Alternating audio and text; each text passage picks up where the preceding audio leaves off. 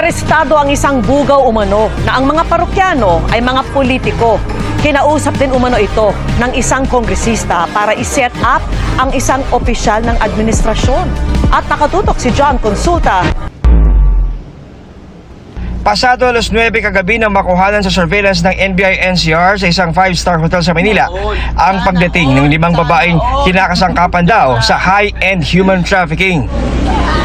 Sa loob ng hotel room, walang kamalay-malay ang 5 babae at umano'y bugaw na undercover agents ng NBI-NCR ang kanilang kaharap.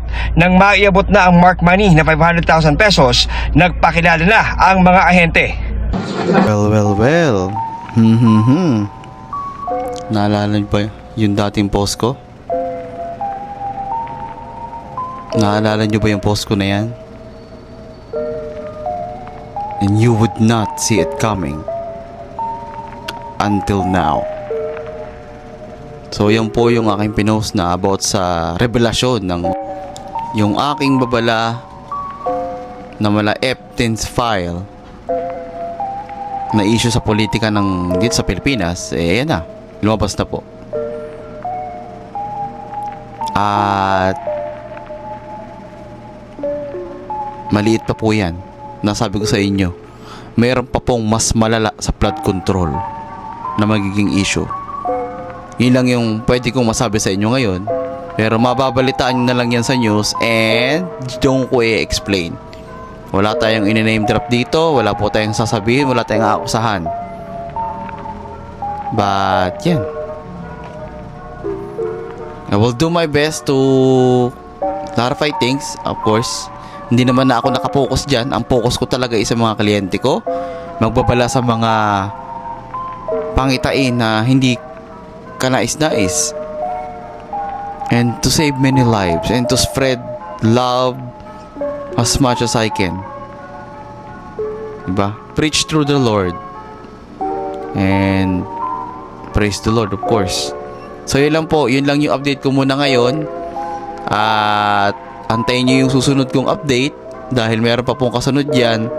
Makikita nyo na lang po sa balita, sa Facebook, social media, kung saan nyo man yan makikita. Pero yan yung babala ko, yan yung aking post noon na ayan, nangyayari na. So inuulit ko lang, I am just a Flores Witchcraft at wala po akong sinabi na hindi nagkatotoo at nangyari. All you gotta do is believe in me. So yun lang. Yun lang. Dami nun, no, mga babae, no. Sana all. Sabi na iba, sana all, doon na pupunta yung mga tax natin. Ayun. So anyways, this is not, my platform is not about politics. It's not about who is, kung sino ang dapat nyong suportahan. Decision nyo sa buhay yan. Wala akong sasabihin na dapat nyong suportahan. Yan. Yun lang naman ang akin. So, kaya ako lang to in-update is para sabihin sa inyo na lahat po ng pinopost ko, nangyayari po yan. Lahat po ng pinopost ko dyan, nangyayari po yan. So, yun. I am just a Flores Witchcraft. At bukas po, Sunday, magsimba po kayo. Yun. Thank you po sa paniniwala at mga pag-share nyo. Salamat din po sa mga patuloy na nagpa-follow sa aking mga accounts. Patuloy pong tumataas yung aking mga followers at di ko naman na po masyadong pinagpapansin yung mga followers na yan, pero ngayon pa lang yung nagpapasalamat na ako sa pagmamahal at suporta na binibigay nyo sa akin. So yun lang po. Yun. Bye bye po. I'm just Flores Witchcraft again. Thank you for trusting and believing in me. Yan lang. May good news ako sa inyo na tsaka ako nasasabihin. Okay? So yun, thank you.